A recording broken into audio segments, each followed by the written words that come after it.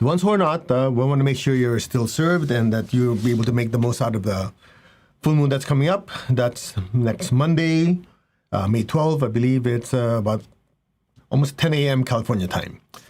So let's talk a little bit about the preparation. So what's the big deal about the full moon? Full moon, as most of you know, massive amounts of energy poured down to the earth. And it just so happened that the three most powerful full moons of the year, last month, April, May, and next month, June. So to put it in a way without being religious, essentially, with all that spiritual energy coming in, it's like pouring fertilizer to the ground, so everything gets amplified. Okay, that happens every full moon. That's why you always hear of stories where people who are normally calm during the full moon, they're a little easily irritated, right? Or you have stories of werewolf and vampires that, weird thing happened during the full moon. And you also hear people who do rituals, they want to catch the full moon. Why? Because you're harnessing lots of energy. Unfortunately, a lot of people don't realize that this mass amounts of energy amplifies both the positive and negative qualities. And I remember my teacher, Grandmaster Chokoksui, taught us many years ago, it's a time for you to really harness that energy to purify yourself. It's just like, in my opinion, it's like instead of being under a faucet, you're under a waterfall.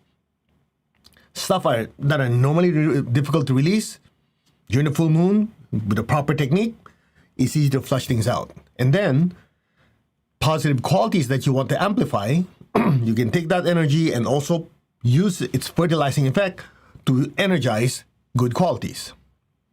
Make sense? Now, so next month, or not next month, next week, the full moon called WESAK Festival basically celebrates the birth, death, and enlightenment of the Buddha. Now you say, but I'm not Buddhist. It doesn't really matter. As I shared with you many years ago, things happen in the energy world that whether you're aware of it or not, if you, the soul, the spiritual self, part of this spiritual movement to help the earth evolve, whether you like it or not, you'll be affected. And I shared a story with you before where one night I told my wife I'm going to be sleeping in the guest room. She says, why? I go, I don't know, I just have this sense I need to. So I said, okay, go. And that night I saw a flash of light. And of course, being the engineer, I go, oh, come on. The cars are going by, the window, they probably had the high beam on. Let me get up and close the window shades. And I remember, can't get out of bed. It's almost like if I try to move, I'm electrocuted, couldn't move. By morning, I go, that's probably one of the most bizarre dreams I've ever had. A few months later, Master Cho used to always come how many times a year, and I told him the story. He starts smiling. He says, you see, that was the time of the WESAK Festival. After we talk about when it happened and so on. He said, that's a WESAK Festival. And I said, what happened? He said, even if your brain, listen carefully, this is for some of you who say, I don't believe in that stuff. That's fine. I didn't believe in it. I was a very devout Southern Baptist. And he's told me in my face, in a very nice way, he says, even though your brain and nervous system did not register it, your soul still participated in the ritual. I go, what is he talking about? I didn't know anything about it because I joined pranic healing at that time purely to fix my wife's broken hip. As far as spirituality is concerned, I'm set. I don't need to know that. I'm already going to heaven. I don't need to know about higher beings. And all I'm doing is interested in healing.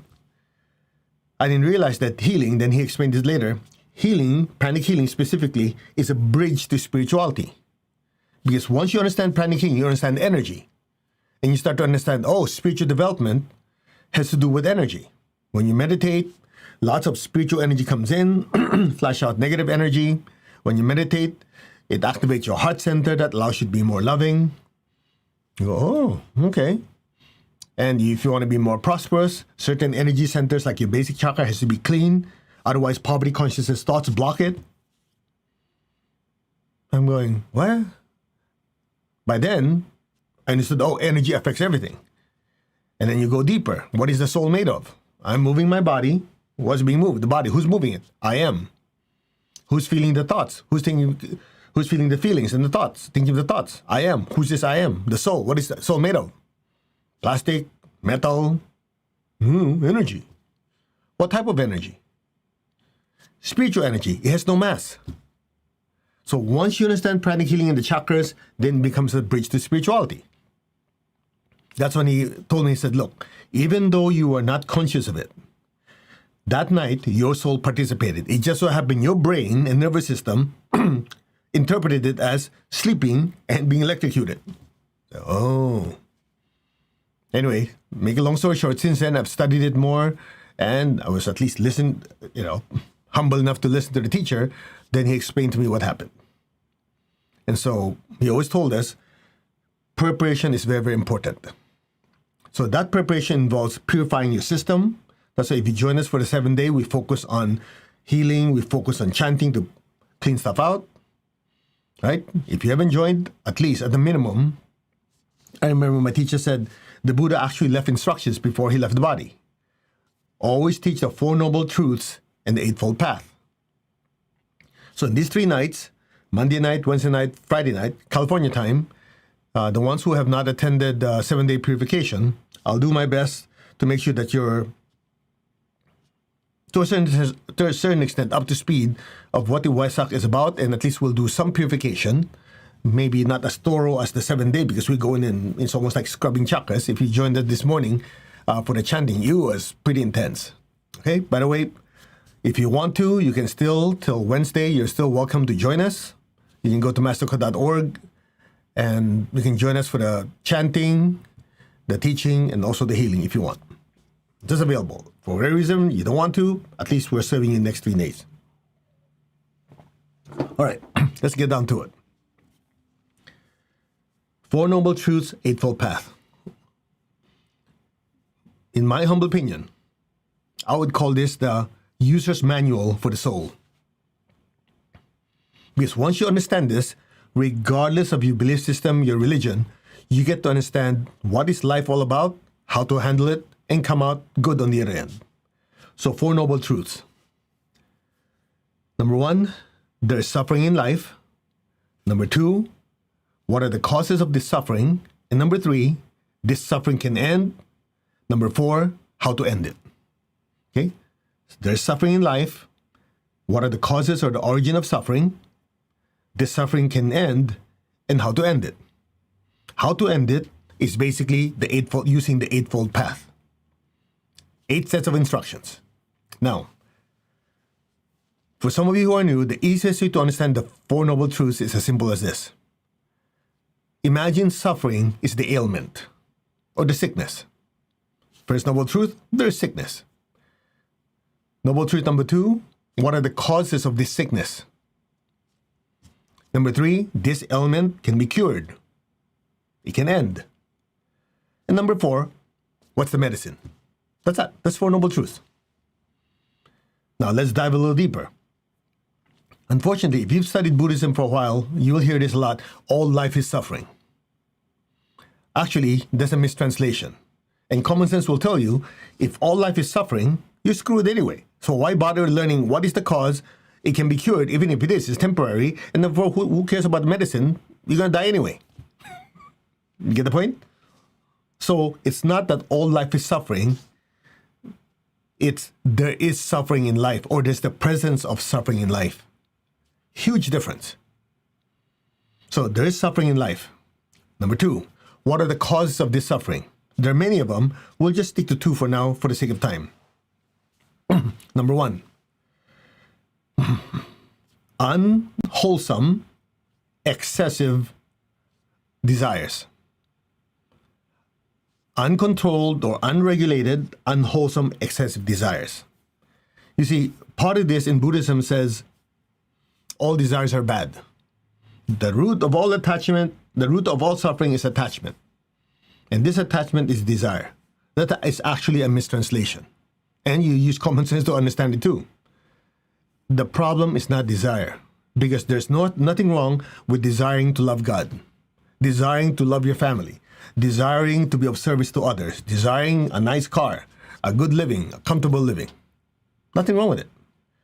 It becomes a problem when the desire, let's start with this one, is unwholesome. Desire for illegal drugs. Right there and then, okay, it's cause of suffering.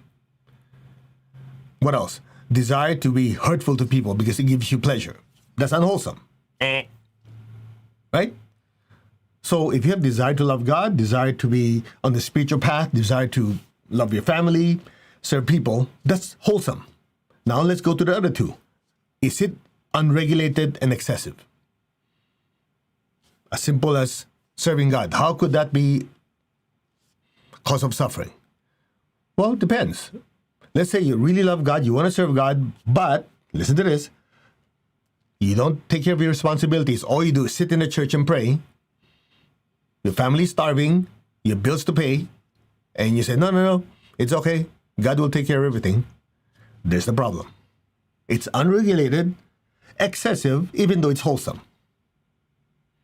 You love your family. Same thing. You love your family so much, okay? You take care of them and everything. Great. You do it in such a way that you don't get any rest. You work your ass off. Your body's already breaking down. You don't take time to rest because you want to make sure they're taken care of. There's no balance. No work-life balance. That's wholesome, but unregulated and excessive. You want to be of service to other people. Excellent. Wholesome desire. But you do it at the expense, let's say, of your health and your finances. You're so generous, you're giving everything to charity because you love people, so you can pay your bills. Your house got foreclosed. Your family is on the streets. What is supposed to be a wholesome desire is now unregulated and excessive. That's a cause of suffering. You see, one of the things I love about Buddhism, whether you are Buddhist or not, is the fact that it uses your head. It's not blind belief. In fact, the Lord Buddha said, don't believe something just because it's written in books. Don't believe it just because it's, follows tradition. And there's a whole list of it. And the last one, I love it. He says, don't believe it just because person of authority says it. Translation, even though he said it, don't believe it until you've studied it and experienced it for yourself to be true. You see, most people don't like it. So, just tell me. That's why religion appeals to so many people. Just tell me if I'm going to heaven or not. What? I have to think? I have to process? No, just tell me. I'll just read it and follow. That's why a lot of people go religion hopping. And at some point, they stop. They go, wait. Let's clear this up. God is everywhere. God is not in the church. God is not in the temple. God is everywhere. Oh. That's why I remember my teacher used to say, religion has a tendency to divide. Spirituality has a tendency to unite. So as we believe that we're spiritual beings having an earthly experience, that means even though you believe something different, we're still spiritual beings communicating. So let's continue. So, noble truth number 2, what are the causes of suffering? Number 1 is what? Unregulated, unwholesome, excessive desire. Number 2, unrealistic expectation that good times will always be good. You say, what's wrong with that? I'm a very positive person. Yeah, it's called delusion. Everything changes. There's a law of change, law of cycles, and law of consequence, or law of karma. Because everything is subject to change from the material world to the spiritual world, and everything has cycles. You have human cycle, how long is a lifespan? You have financial cycles. You have cycles connected to, what do you call this thing? Education, connected to the land, the sea, the air. There's constant changes. So imagine everything's changing, plus the law of cycles, different rates, and you add one more law of consequence called law of karma. In other words, there's billions of beings initiating causes that have consequences or effects. So because of these, how do you expect everything to stay the same, good or bad? So our inability to adapt to change is one of the major causes of suffering. That's it.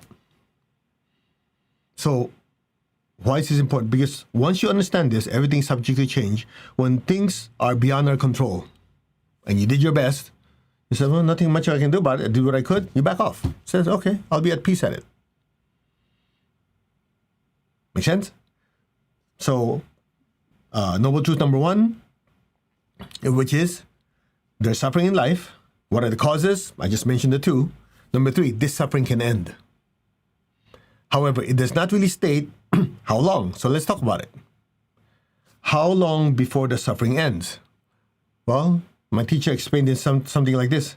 It depends on our response to it. Somebody insults you.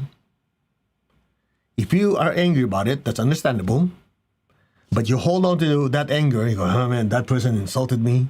So you went home, you told your family members, oh yeah, this guy's such a jerk, he insulted me. Tomorrow you go to work, you tell your people, your colleagues, oh, this guy last night insulted me. 1 week later, you're still talking about whoever you talked to. 1 year later, you're still talking about it. Guess what happened? You just stretched your suffering. It's a choice. What if, I remember my teacher said, what if you said, anyway, this person is forgiven, let them out. Some people just like to be miserable because it's something certain for them. So pain happens. You heard this from many students, many teachers. I remember Tony Robbins talked about it in the first UPW I went to. Pain happens. Suffering is a choice.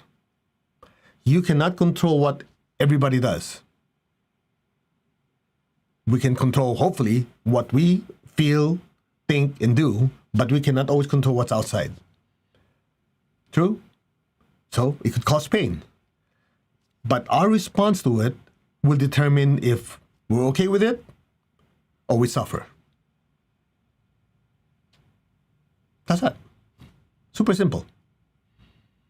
So, suffering happens. There is suffering. What are the causes of it? By understanding it. Number three, it can end. And number four, how do you end it? So number four is connected to the Eightfold Path. Tonight we'll just cover one of them. And Wednesday we'll do three of them. That's four. And the other four on Friday. Now, why are we spending more time on number one? Why don't we just kind of stretch it all? Stretch the entire night and fill up everything. Because number one is the most important one. You get the first one wrong, you kiss the rest goodbye.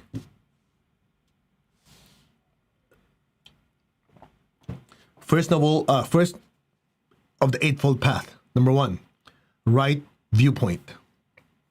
Some books say right understanding. Some books say right knowledge. It's all the same.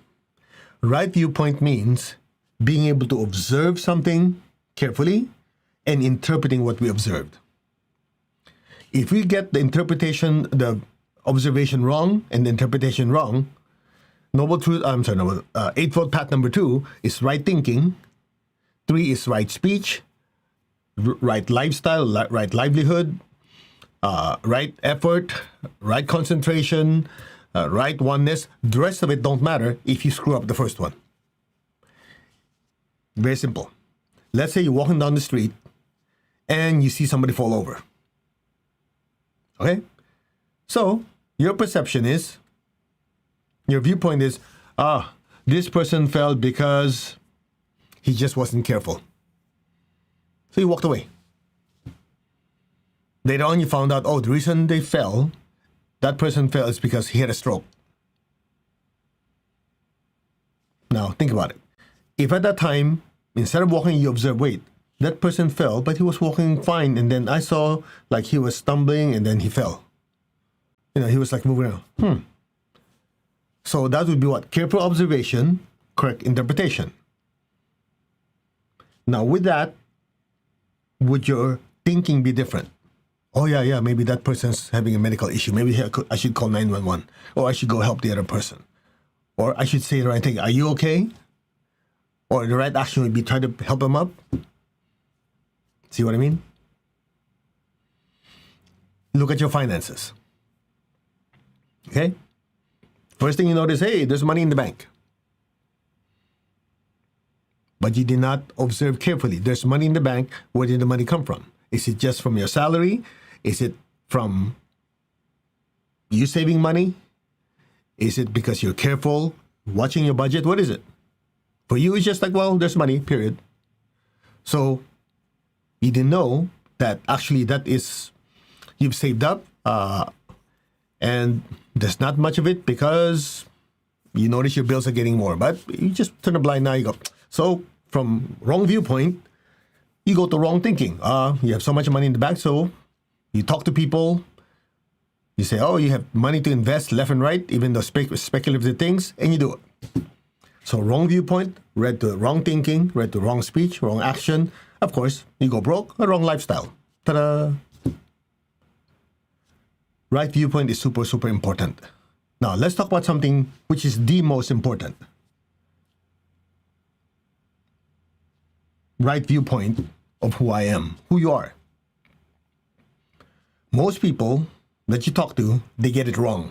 Probably, if I were to guess, probably 70-80% of people you meet got this wrong. Maybe another 20% get it right, as in they understood it intellectually, but maybe less than 5% know it to the extent that they act on it. What is it? If I ask you to move your body, what are you doing? I'm moving my body.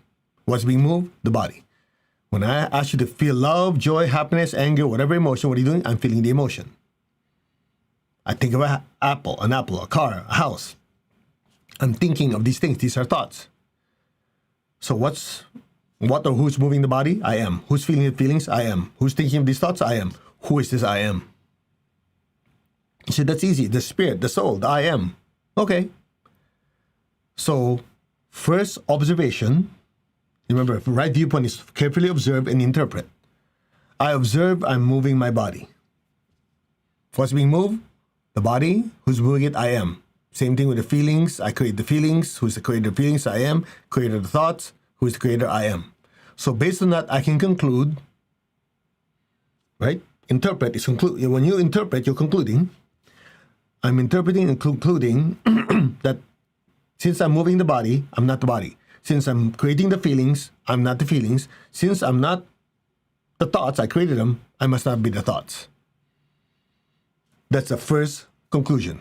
So my right viewpoint is, I'm the mover of the body, feeler of the feelings, thinker of the thoughts. Next observation and study. Who am I? You say, well, what's the big deal? Most people know that. No, they don't. Even if they know it intellectually or they say it to you, just listen to how they talk, how they act. When their body is sick, the world's going to end. Because for them, the I is the body. When the relationship is not doing well, emotionally they're upset, mentally they're confused, for them it's the end of the world. Because they identify the real I as what's happening to the body, the emotions, and thoughts. So most people got the interpretation wrong. That's why people suffer. They don't realize the I is a spiritual being having an earthly experience, and in this earthly experience, the soul has to use the body, the emotions, and the thoughts to interact with this earthly life. But the soul is not the body, the soul is not the emotion or thoughts.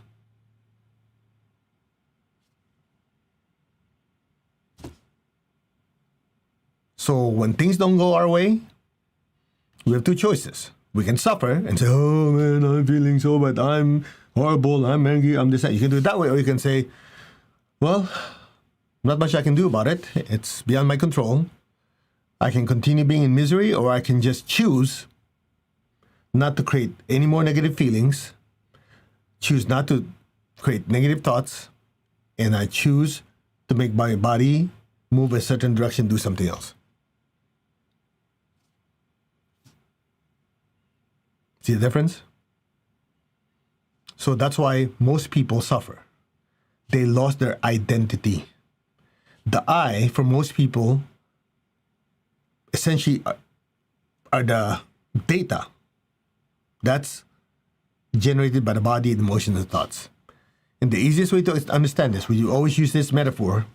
If you have a musician on the piano playing, the musician is using the piano as an instrument to produce sound, music. Musician is not the piano, musician is not the music.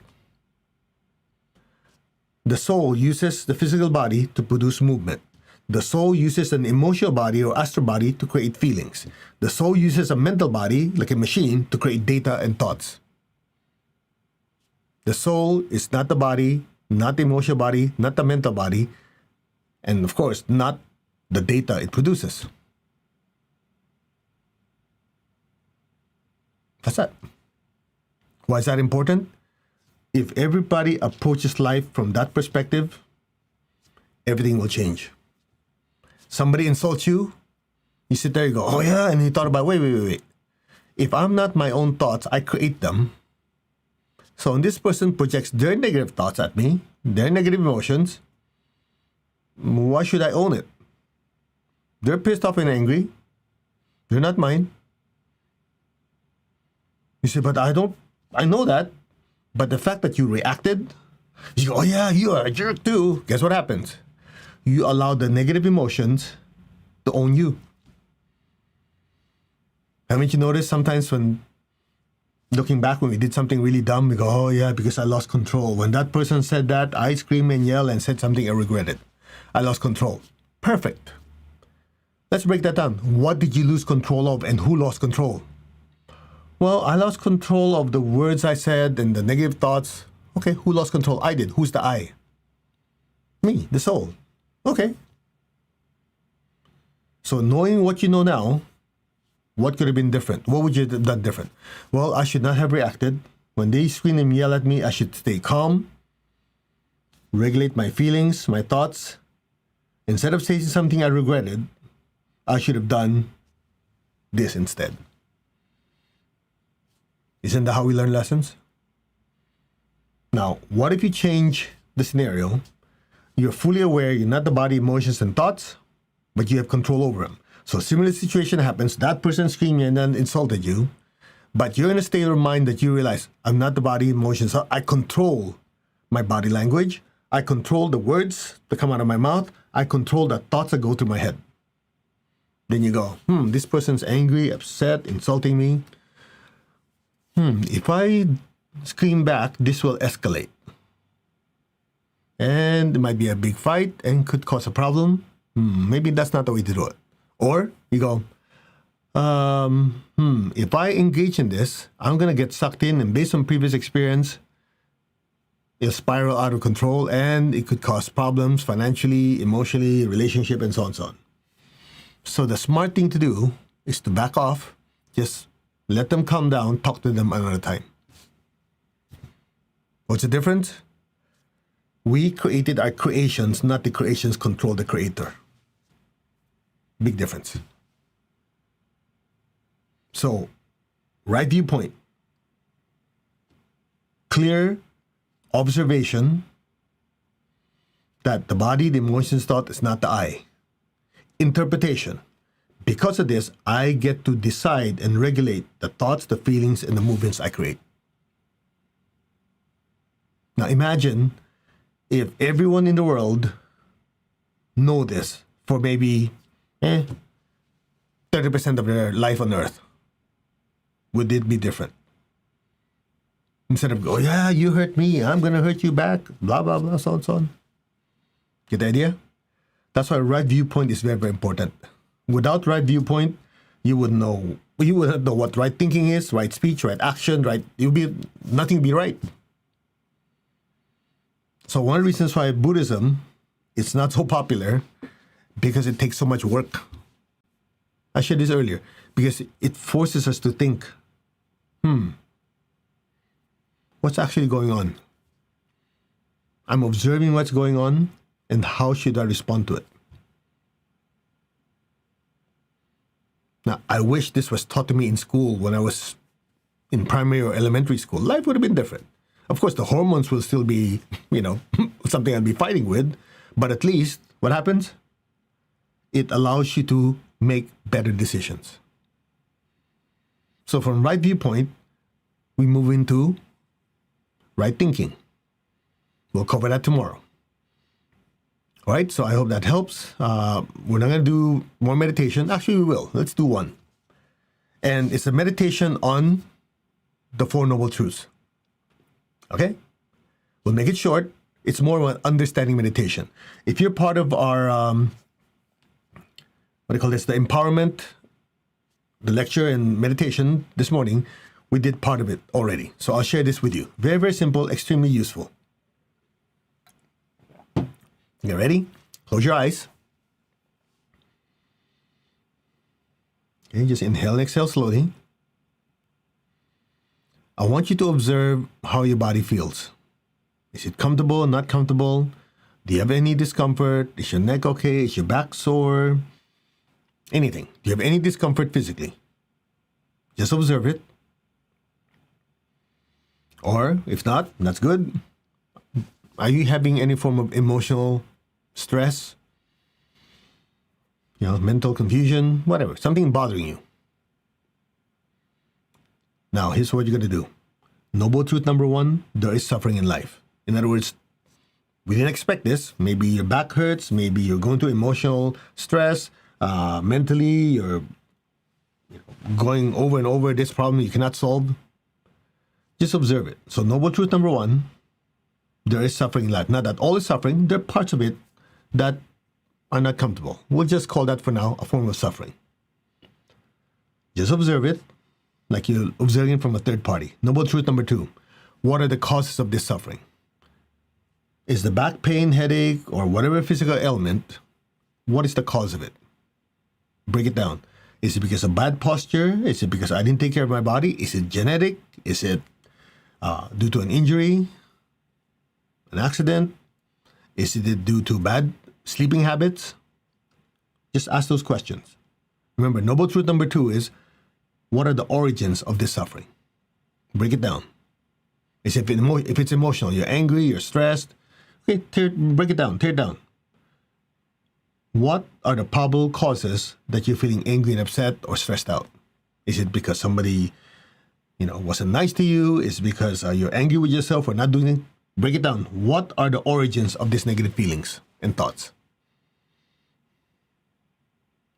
Okay, done. Noble truth number three, this suffering can end. You said you have this discomfort in your body. You have these negative feelings and thoughts. Are they there 24 hours a day? You should know. So that means it's not pervasive. That means at some point they ended, not permanently, but they ended. I want you to form the intention, or at least put your attention in the times that you didn't have back pain or headache or any discomforts of the body. I want you to put your attention on a time that you are not feeling this negative emotion. Maybe it was a time when you're very happy, you got a raise, you're a time with someone you loved one. I want you to put your attention there. Guess what? You just temporarily ended that suffering. Let's go to noble truth number four. The Eightfold Path. Number one, right viewpoint. Based on what we just did,